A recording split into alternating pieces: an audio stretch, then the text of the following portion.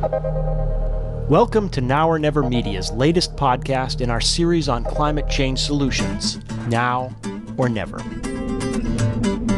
There's been a lot of talk lately about getting energy from the sun, but sunflowers? In Lee, New Hampshire, Dorn Cox is leading by example, showing farmers how they can harvest the sun, pressing crops into oil.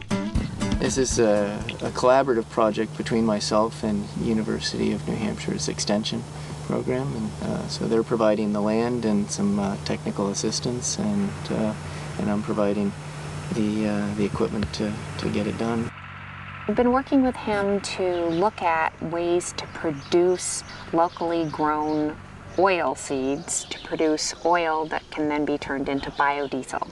Biofuels have a tremendous potential to add a lot of economic activity to the economies, not only in New England but across the country. Farmers are really dependent on having a liquid fuel for their diesel engines, like that power their tractors and their pumps and their motors and so forth.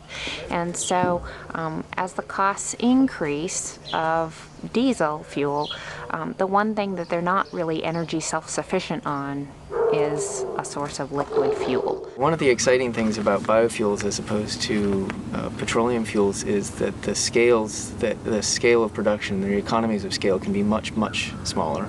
The equipment to harvest them and process them into a finished fuel can fit on a farm. Biodiesel is a product that's almost identical to petroleum-based diesel.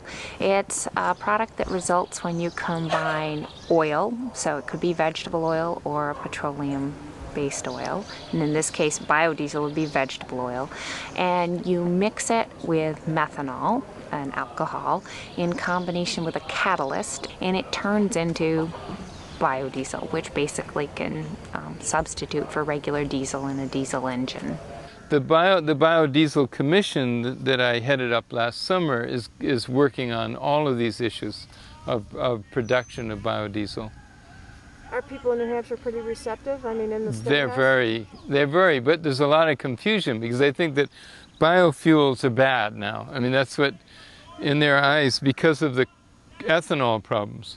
But biodiesel as a product is much better than ethanol, because ethanol is much less powerful than gasoline, whereas biodiesel is more powerful than diesel. In New Hampshire, we're never going to have an oil refinery. We could have hundreds of biodiesel processing facilities and crushing facilities. Just think about the billions of dollars just spent in, I think we're close to $1 billion here in New Hampshire, and if that were spent on locally produced fuels, what that would do to the economy. I think it's pretty exciting. What we're doing here is not really looking at the ability to produce, massive, huge amounts of oil to fuel, every possible need. But, in a climate where energy is more and more costly, I see that what we're doing here is a way for us to figure out how we can produce our own meet our own needs, and be self-reliant. So it really is a New England tradition. We're in early days in this, in biodiesel, in solar power, in wind power. All of these things are infant industries, but there's not a totally integrated system, and that's what we need to do. When you search for those elegant solutions, everybody benefits.